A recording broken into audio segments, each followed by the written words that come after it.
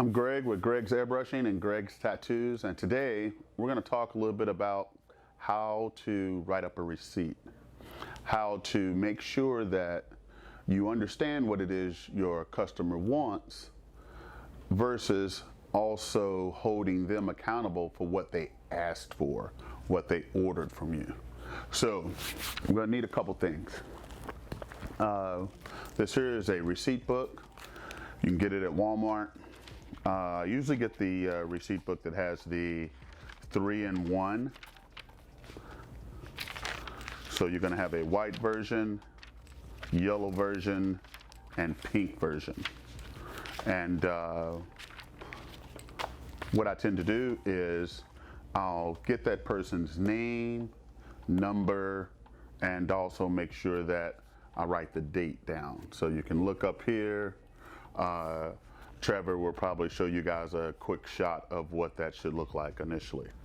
You're gonna want the number of the person just because, let's say you're working on the project and you forget what they wanted, or you run into some sort of brick wall, so to say, concerning the project.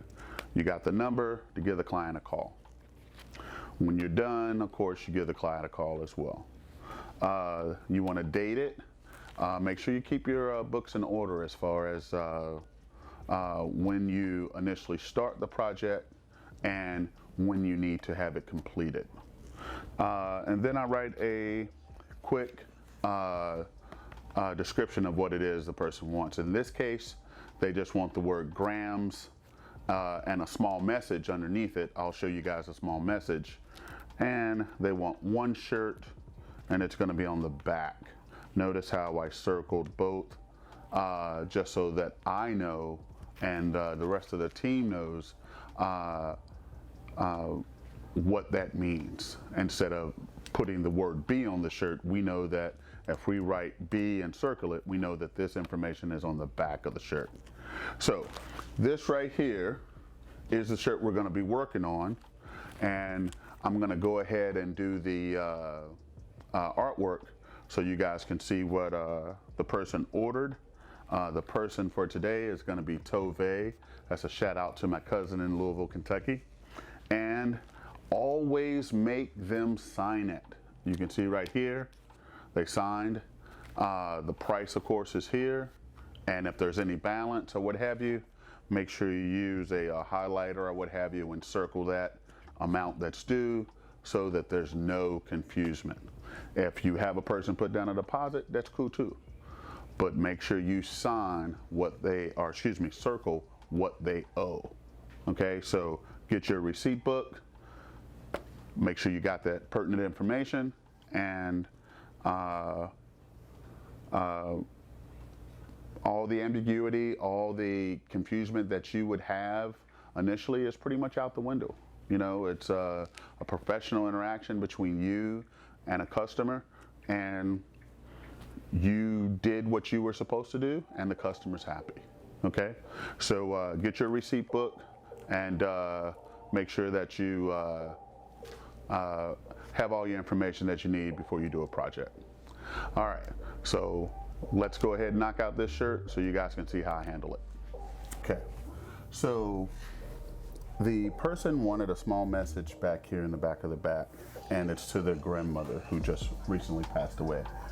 And she wants the background to be in a kind of a coral sort of look. So I mixed up a color that she signed off on, and now we're just gonna pretty much lay in our background. When you have this much writing, you wanna make sure that you lay out a decorative sort of path so that you don't get bottlenecked in one side of the shirt or the other, and it looks like a piece of combined artwork. So I tend to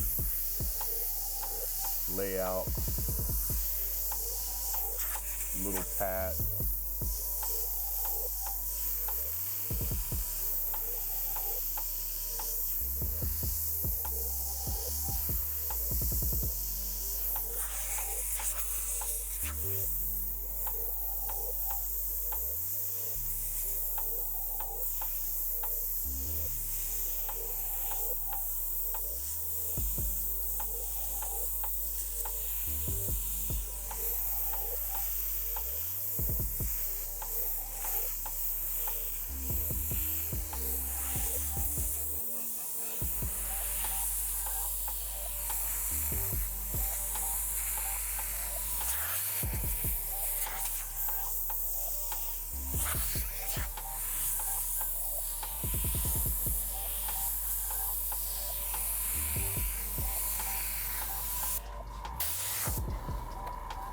Use my Mylar stencil to kind of fill in some areas.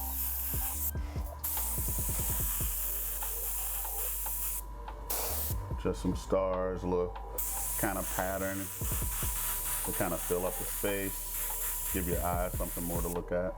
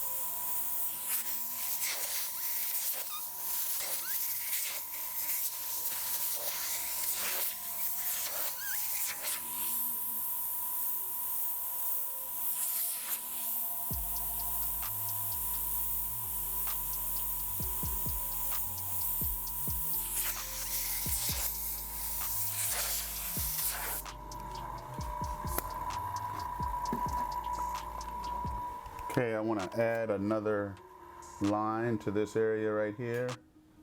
Remember, most of the time the bottom of the shirt is going to be right around someone's butt area, a midsection area, so to say. So you want to make sure that you get as much information above this area, so to say, as possible, because you start you start not having the ability to even read what's on the shirt.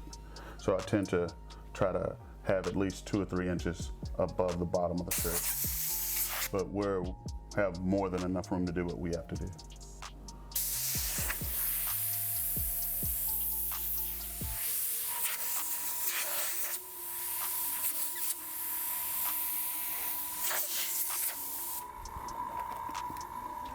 And again, I'm gonna just throw some stars down here.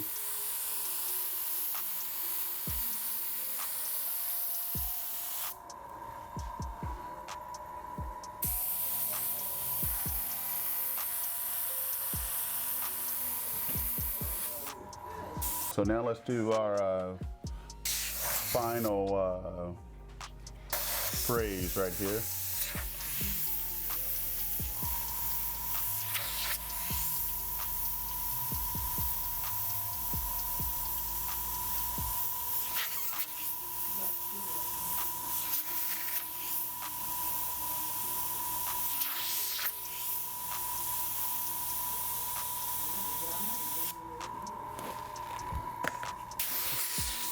Okay.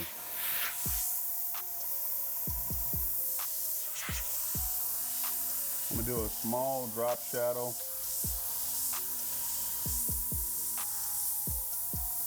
Remember, don't allow the drop shadow to take over your writing.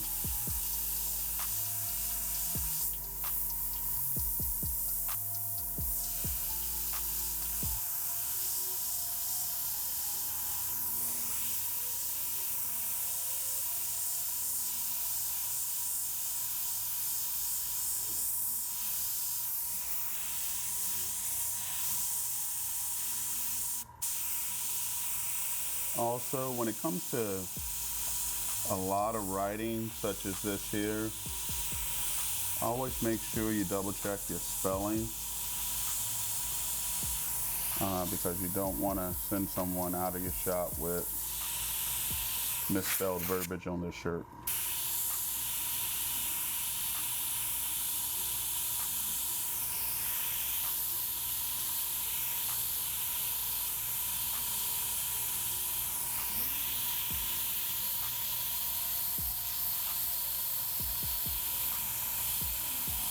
And as you can see, I'm just pretty much just doing accented loops underneath each letter.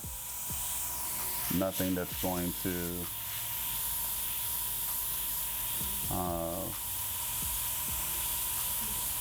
make the message look messy or murky. And everything can be read. So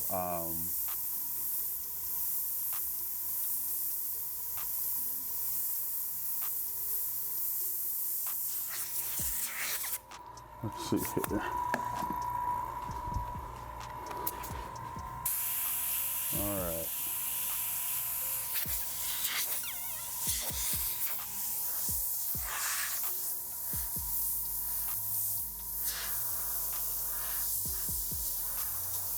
Couple stars up top. Airbrush stars. And we are done. All right, so we just took a message that the customer wanted to have on the back of her shirt, and we used the colors that she wanted. We made sure that the wording was spelled correctly, and we got it done in a timely manner. This particular shirt you should probably charge somewhere around 50, 60 bucks for it. And as you can see, it took us maybe 5 minutes to do it. All right, hopefully what I showed you today will help you. Remember, I'm just trying to help you with normal everyday interaction that pitfalls that you may come about, and hopefully the information I shared with you today works for you. You can use some. If it doesn't work for you, throw it to the side. I'm Greg with Greg's Tattoos and Greg's Airbrushing. Please subscribe and leave a comment so that if there's something you guys really want to see, Here coming soon, I should be doing some portraits.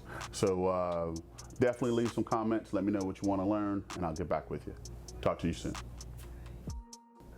Hey, like and subscribe to my dad's channel, Greg's Airbrushing.